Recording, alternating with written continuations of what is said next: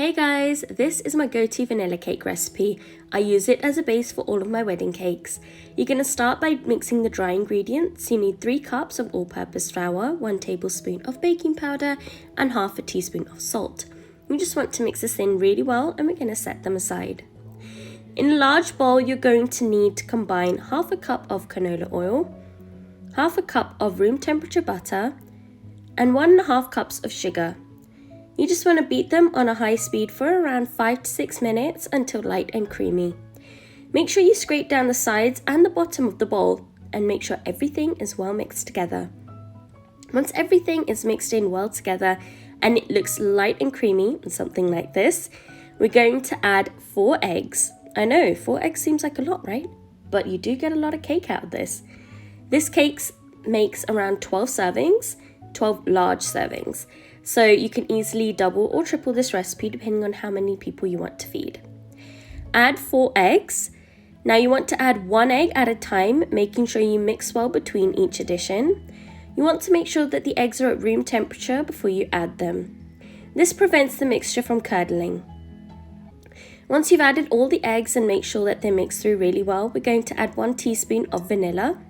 Mix it in, and then we're going to switch over to a spatula. Now we're going to add 1/3 of the dry ingredients and fold in the dry ingredients very carefully. You want to make sure that you don't overmix this. Then you're going to add 1/3 of a cup of buttermilk. If you don't have buttermilk, you can add sour cream or even yogurt. It works the same. Make sure you only fold in the ingredients. Do not overmix them, because if you overmix it, this recipe ends up becoming something like cornbread. So it's a completely different texture. Now we're going to continue alternating between the dry ingredients and the buttermilk, making sure that you end with the buttermilk. In total, you're going to need 1.25 cups of buttermilk for this recipe. I made sure that all the dry ingredients are well sifted before I added them to the batter, and you want to make sure that you don't overmix this batter.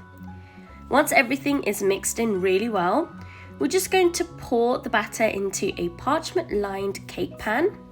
I used an 8-inch cake pan for this. If you want a slightly higher cake, use 2 6-inch pans.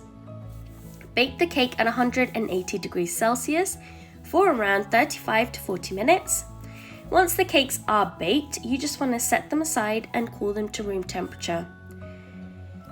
Once they're completely cooled, you can slice them into 3 layers.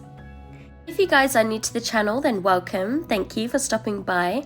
Please take the time to give this video a big thumbs up, leave a comment down below, and if you haven't done so already, don't forget to subscribe to the channel. We're going to begin by frosting the cake as shown. For this recipe, I use my vanilla buttercream. The recipe for the buttercream is in the description below.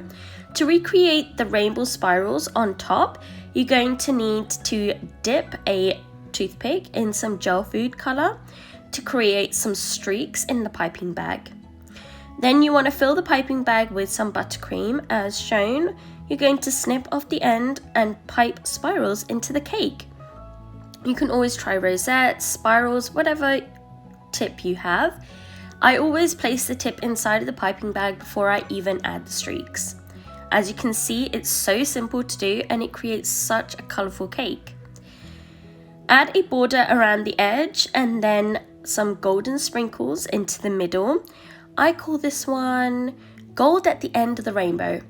They work really well for cupcakes too, so do make sure you give it a try. You can use this recipe for cupcakes, and it creates a nice dense crumb. It's not too airy, and it's definitely a great tasting cake. You should definitely give it a try.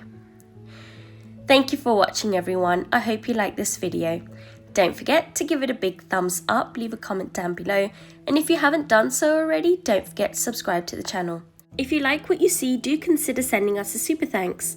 We absolutely love your support. Thank you for watching, everyone. Much love and have a good one. Bye!